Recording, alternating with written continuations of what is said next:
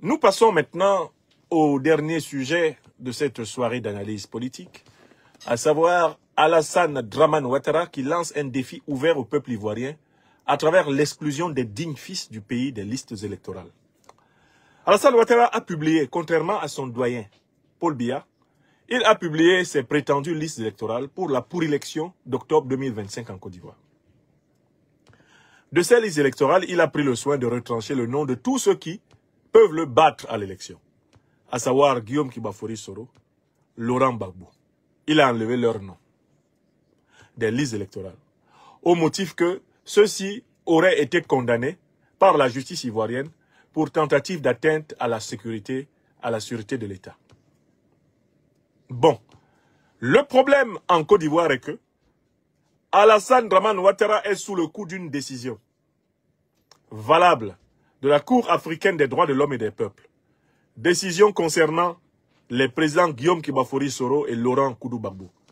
Et qui disait ceci: les condamnations proférées contre Guillaume Kibafori Soro et Laurent Gbagbo pour de soi-disant déstabilisation de la Côte d'Ivoire, ces condamnations sont nulles et de nul effet sur le plan du droit. Ces condamnations ont été condamnées et disqualifiées par la Cour africaine des droits de l'homme et des peuples à une époque où la Côte d'Ivoire était encore liée.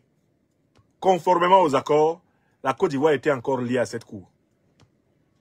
Il s'ensuit que depuis 2020, la Cour africaine des droits de l'homme et des peuples a enjoint l'État de Côte d'Ivoire de rétablir entièrement Guillaume Kibafori Soro et Laurent Gbagbo dans leurs droits civiques.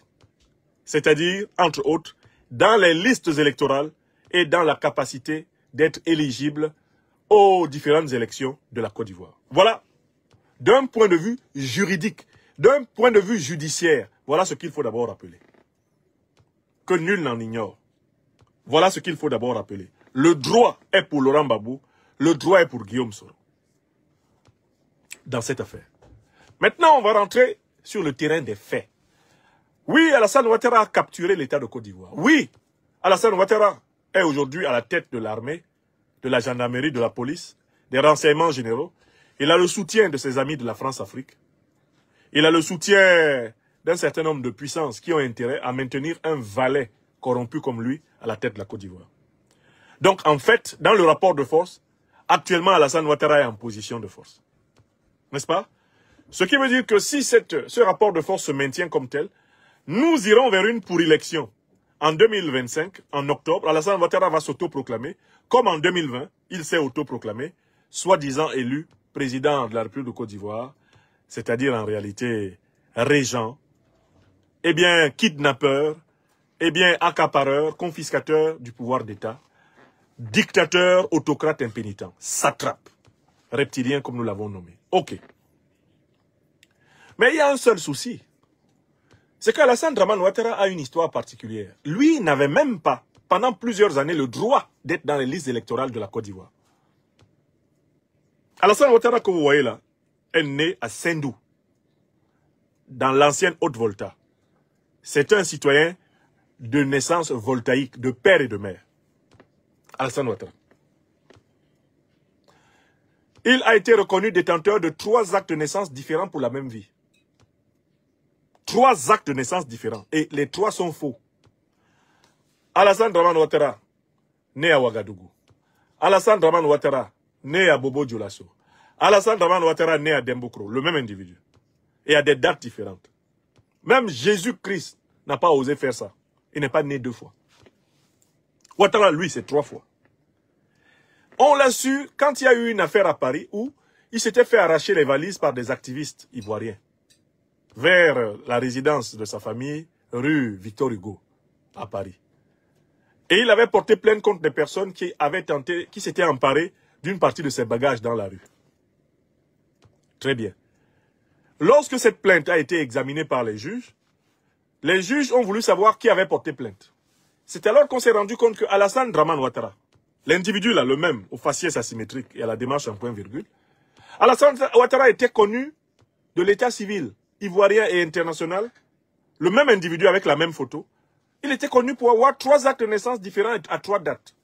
Et le quotidien Afrique Éducation à cette époque avait sorti l'article pour dire que Alassane Ouattara a été questionné par la justice française qui lui a dit lequel des 3 Ouattara que vous êtes a porté plainte.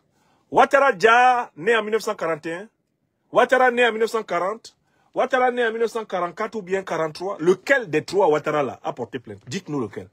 Quand cette question a été rapportée à Ouattara par ses avocats, ils lui ont dit, bon, patron, les Français ont fouillé pour savoir quelle est ta vraie identité. Ils sont tombés sur 3 états civils différents. Ils demandent lequel des 3 Alassane Dramane Ouattara? Celui qui est né à Dembokro, celui qui est né à Ouaga, celui qui est né à Bobo Dioulasso, lequel des 2 là, des 3, lequel a porté plainte? La réponse de Ouattara est connue, elle est célèbre. Quand ses avocats lui ont demandé de choisir entre ces 3 identités imaginaires, laquelle était responsable de la plainte à Paris, Ouattara répondit, il faut laisser tomber cette affaire, faites-moi confiance. Allez dire au juge français que je ne veux plus que justice soit rendue. Les avocats lui disent, mais patron, monsieur le président, non, non, vraiment vous êtes en train de nous honir là. Nous on a déjà introduit la plainte à votre... Mais, faites-moi confiance. J'ai dit, c'est moi qui avais demandé justice, ils n'ont qu'à garder valise là, ils n'ont qu'à faire ce qu'ils veulent avec. Moi je ne vais plus au tribunal à Paris. Mais ce sont des Niamorodés à Paris, hein. Ce sont des Batradés. Pourquoi ils fouillent dans mes actes de naissance? Oui, Chou, ils se sont rendus compte en fait que tu étais né 3 fois à des endroits différents dans la même vie. Mais Chou, le problème c'est qu'ils savent pas que tu possèdes même une dizaine d'actes de naissance. Hein. T'en as pas que 3, Chou. Dominique, je t'autorise pas à dire tout ça. Hein. Attention, on est à Mondovision. Hein. Là, on passe sur TikTok, YouTube, tout ça. Ah non. Qui te dit de dire que j'ai plus de 3 actes de naissance dans la même vie? Mais Chou, c'est la vérité. On commence à se faire vieux. Il vaut mieux qu'on dise la vérité, Chou. Ouattara Dramane que vous voyez là, c'est un OPNI, objet politique non identifié. On ne sait pas quand il est né. C'est-à-dire que c'est un individu, le jour où le peuple ivoirien va le prendre, il faut aller chercher de l'argon potassium, du carbone 14 pour le dater. Parce que la datation de Ouattara là, c'est pas clair. Il n'a pas encore été daté. Lui, on doit le dater comme on date les fossiles d'archéologie. C'est-à-dire qu'on va apporter le carbone potassium, on met ça sur ces naseaux là, pour dater ça. On pose ça sur sa sciatique là, on dit les endroits les plus sûrs de son corps, parce qu'on ne sait même pas quel endroit de son corps est sûr. Ce monsieur, il est cousu de faux. C'est un faux type. C'est un faux type à un niveau pas possible. Un mythomane. Mais attends, le président Gbagbo a été clair. Qui est Alassane Dramane Ouattara? Parce que parfois les Ivoiriens oublient à qui ils ont affaire. Qui est Ouattara Dramane? Président, est-ce que vous êtes là? Qui est M. Ouattara? Alassane Ouattara, qu'est-ce qu'il est? Président Gbagbo. Parce que vraiment, les bases du personnage doivent être connues. Qu'est-ce qu'il est, Alassane Ouattara? On monte dans le final, ouais. Notamment, Alassane Ouattara, par exemple, a dit que si vous êtes gagnant au premier tour, ce sera dû à la fraude. Ah bon? Mais Alassane Ouattara est un menteur. Voilà. Et je le répète pour vos auditeurs et pour vos téléspectateurs. Écoutez, hein. Il ne faut pas que les gens fassent attention à son esbrouf. C'est vrai. C'est parce qu'il est un menteur qu'il n'a jamais réussi à arriver au pouvoir depuis 1993. Le mot est fort, menteur. Non. Le mot n'est pas fort. Non, pas du tout. C'est ce qu'il est. Oui. C'est la description. Très bien, merci, Président. Merci. C'est ce qu'il est, Ouattara. C'est un menteur. C'est le plus grand mythomane politique que la Côte d'Ivoire et l'Afrique aient jamais connu. Il ment comme il respire. Ce monsieur-là, donc, est-ce que vous savez comment il s'est retrouvé finalement dans les listes électorales? En 1993, il a voulu succéder au président Félix Houphouët-Boigny en usurpant l'article 11 de la Constitution qui prévoyait que l'intérim soit assuré par le président de l'Assemblée nationale, qui s'appelait alors son Excellence Aimé-Henri Konan Bédié. Le peuple ivoirien lui a résisté. Le général Gueye, qui était le chef de l'armée, lui a résisté. Le secrétaire général du PDC-RDA, parti au pouvoir de l'époque, le ministre Laurent Dona-Fologo, paix à son âme, lui a résisté. Voilà comment Ouattara a raté son premier coup d'État. Mais Alassane Ouattara a crapahuté partout dans le monde pour essayer de reprendre le pouvoir en Côte d'Ivoire. Vous savez comment Ouattara a pu se retrouver à nouveau dans une liste électorale ivoirienne? Non, quand même, il faut que vous sachiez comment. Parce qu'en 2000, il a été exclu des listes électorales ivoiriennes. Il a été exclu de l'élection présidentielle ivoirienne pour nationalité douteuse. Et on parlait même de vagabondage de nationalité. Tout ça, c'est pas parce qu'il est d'origine burkinabé, hein, mais c'est parce qu'il n'a jamais dit la vérité. Si Alassane Ouattara avait reconnu qu'il était voltaïque d'origine, il n'y aurait pas eu de problème avec Alassane Ouattara en Côte d'Ivoire. Il aurait pu participer à l'élection présidentielle ivoirienne s'il n'avait pas menti. Mais c'est parce qu'il a commencé à mentir qu'il a dit qu'il avait passé son impasse à Dembokro, que lui, il savait parler baoulé. On dit, mais il faut parler, on va voir. Quand il essaie de parler baoulé, c'est le moré qui sort de sa bouche. On dit, Ouattara, ça c'est quel baoulé que tu parles? Tu as grandi dans quel Dembokro? Avec qui? Qui sont tes camarades d'école? CP, tu étais avec qui? Cite leur nom. Mais ils sont tous morts. Ouattara, bon, ok. C'est un. Tu dis que tu as fait l'école primaire à Dembokro. Cite au moins tes camarades jusqu'au CM2.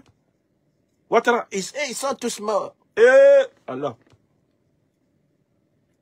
C'est un gros menteur. Donc en 2000, on ne l'a pas accepté. C'est pas parce qu'on était forcément en réalité contre le fait qu'un Ivoirien d'origine étrangère soit à l'élection présidentielle. C'est parce que lui, là, c'est un menteur. S'il avait été véridique envers les Ivoiriens, il n'y aurait pas eu de problème.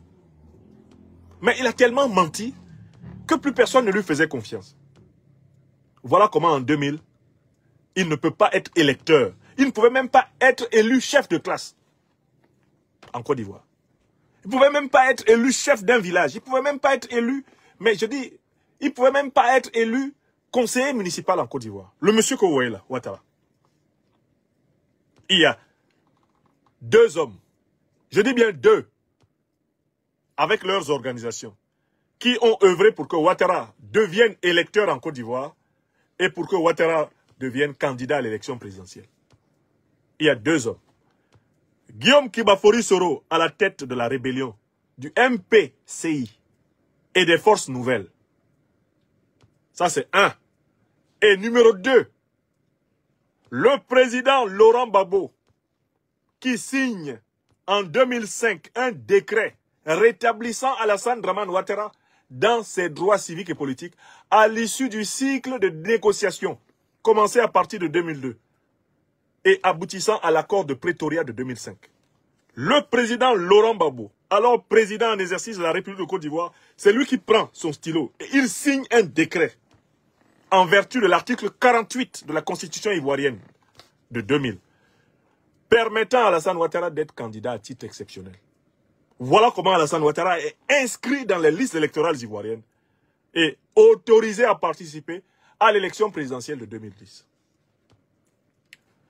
Or, aujourd'hui, quels sont les 2 principaux leaders politiques, les 2 hommes d'État en capacité de battre Alassane Ouattara aux élections en Côte d'Ivoire? C'est Laurent Gbagbo et Guillaume Soro. Il n'y a aucun doute. Les 2 qui peuvent le battre aux élections en Côte d'Ivoire, c'est eux. Et ce sont ces 2-là qui se sont battus pour que Ouattara soit électeur, pour que Ouattara soit candidat, que Ouattara décide d'exclure. On peut faire ça à Dama, comme on dit chez nous à Abidjan. À Dama, on peut faire ça. Guillaume Soro, qui a pris les armes pour que tu sois réintroduit dans les listes électorales. Guillaume Soro, qui a pris les armes pour que tu aies le droit d'être candidat. Parce qu'il n'acceptait pas ton exclusion. Tu l'exclus des élections. Tu l'exclus de son pays, tu le contrains à l'exil.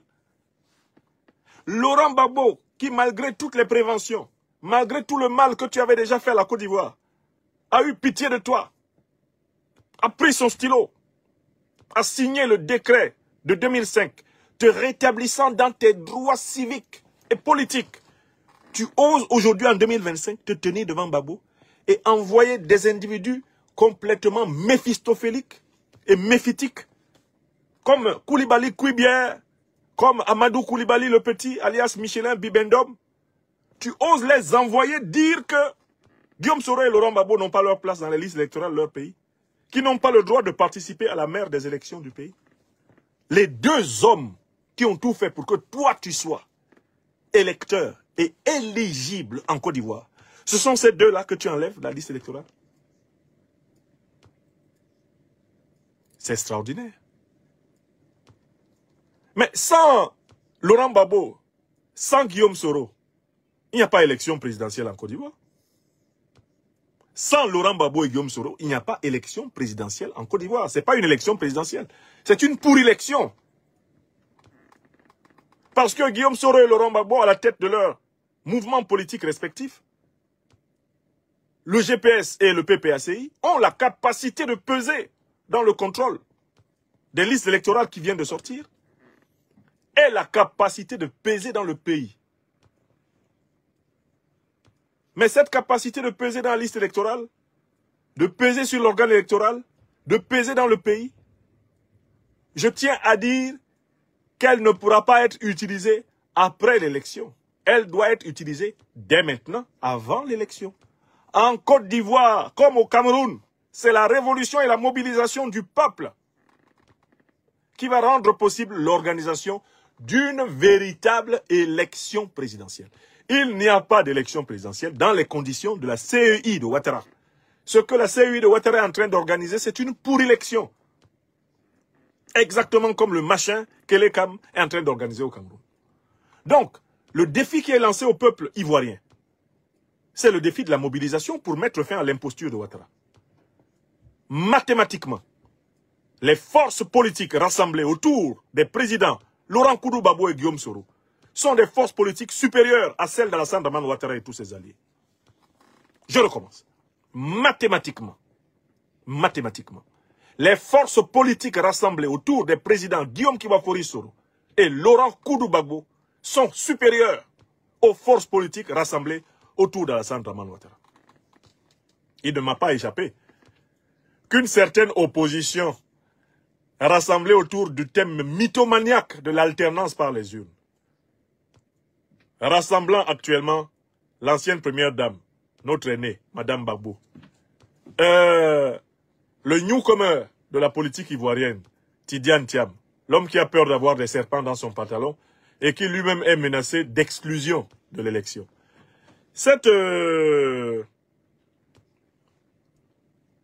coalition de l'opposition, qui en réalité voudrait négocier le partage du pouvoir avec Alassane Dramane Ouattara, elle ne pèse pas. Même quand vous l'additionnez à Ouattara Dramane, elle ne pèse pas la coalition de l'opposition qui devrait se lever entre Génération et Peuple Solidaire et le PPAC. Guillaume Kibafori Soro et Laurent Gbagbo représentent pratiquement 80% des Ivoiriens. Les deux. Guillaume Kibafori Soro et Laurent Gbagbo représentent pratiquement 80% des Ivoiriens. Les deux. Dans une élection présidentielle. Je dis bien pratiquement 80%. Les deux là.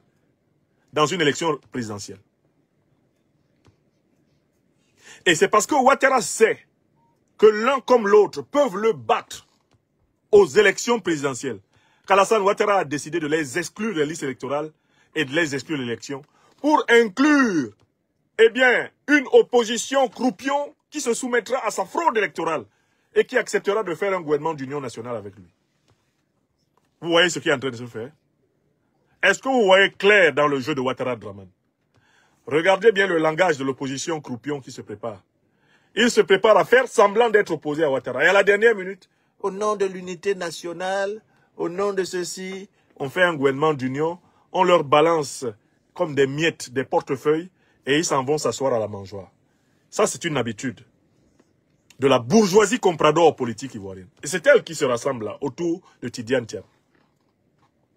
C'est la bourgeoisie comprador, des gens qui sont déterminés à manger dans tous les cas, des gens qui ne supportent pas d'être hors du pouvoir, des gens qui en ont marre de ne pas avoir un poste ministériel et qui sont prêts à tout pour en avoir un. Ce sont eux qui se sont agglutinés là-bas. Je tiens à dire ici que le PPACI et GPS n'ont pas intérêt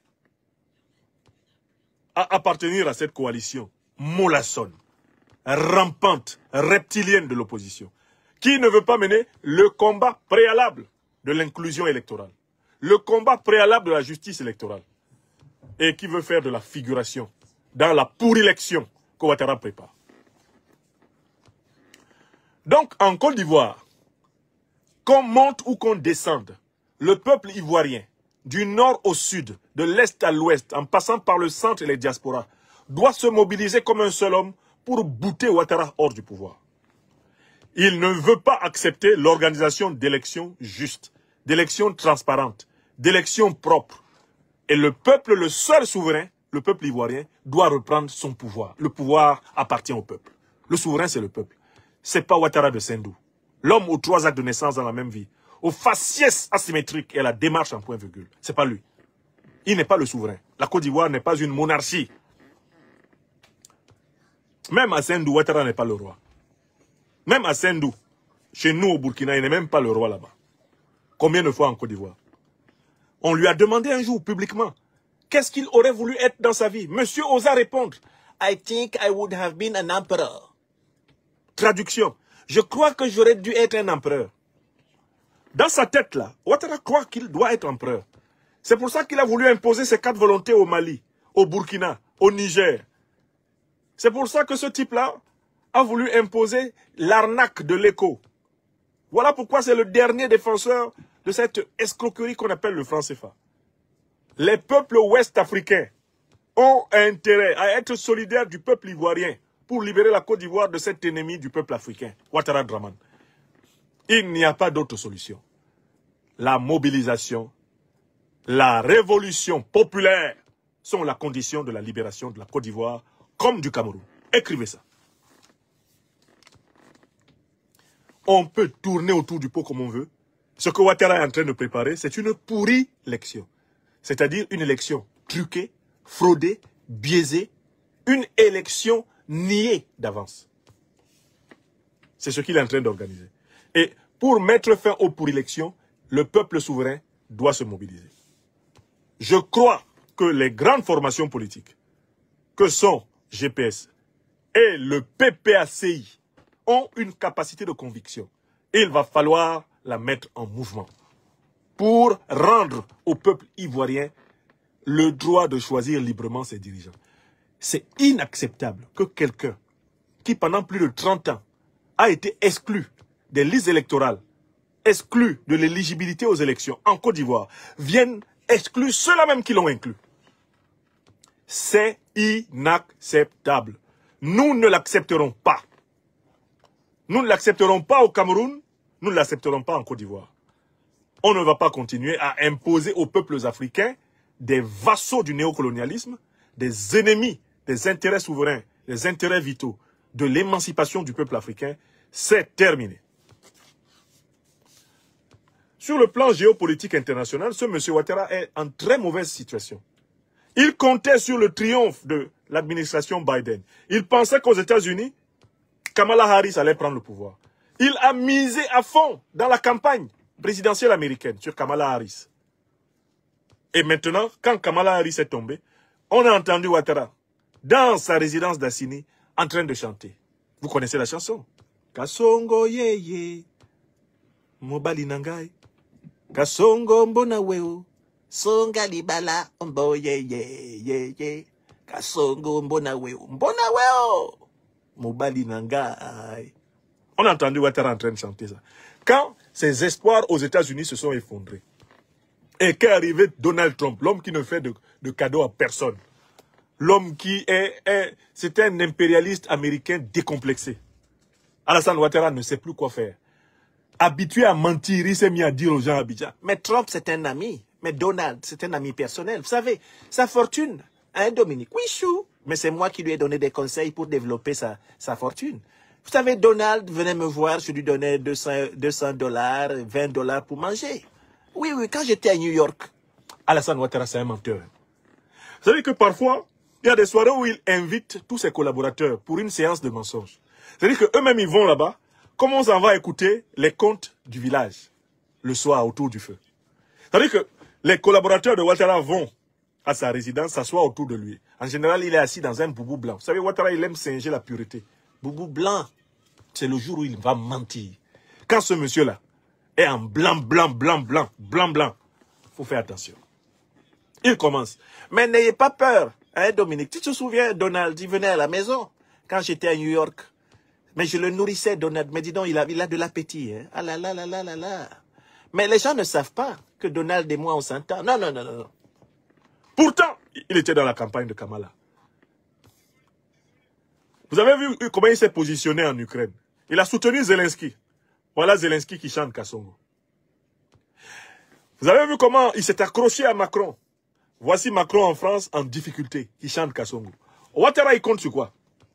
Il comptait sur Macron, il comptait sur le Zelensky, il comptait sur Biden et Kamala Harris. Macron est en situation de faiblesse en France. Trump a renversé les amis démocrates de Ouattara Draman, qui n'a pratiquement plus d'entrée aux États-Unis. Ouattara, il compte sur qui? Il compte sur la désorganisation et la division des Ivoiriens. Il compte sur la démobilisation des Ivoiriens. Il compte sur la peur des Ivoiriens. Or, le peuple de Côte d'Ivoire a une opportunité extraordinaire à chaque instant à partir de maintenant pour reprendre tous ses droits. Alassane Ouattara ne peut pas vaincre ce peuple. Mieux encore, Alassane Ouattara est dans la pire période de son histoire ouest-africaine, puisqu'il s'est mis à dos tous les peuples ouest-africains et africains. C'est l'homme politique le plus détesté de tout le continent africain, Alassane Ouattara. C'est l'homme politique le plus détesté de tout le continent africain. Il est détesté dans son pays natal, le Burkina. Détesté royalement. Il est détesté au Mali. Détesté. Toutes les opinions africaines le détestent. Même en Afrique anglophone, on le déteste. Tellement sa génuflexion, son esprit de valet sont légendaires. Donc Alassane Ouattara est au plus mal. Il faut s'organiser pour rendre le pouvoir au peuple ivoirien. Alassane Ouattara est au plus mal. Il faut s'organiser en Côte d'Ivoire pour rendre le pouvoir au peuple ivoirien. Il ne faut pas espérer que Ouattara soit habité par l'ange du bien, qu'Alassane Ouattara veuille que se tienne une élection transparente, juste, démocratique en Côte d'Ivoire. C'est un vœu pieux, ça n'aura jamais lieu. Là où Ouattara est, le mensonge règne.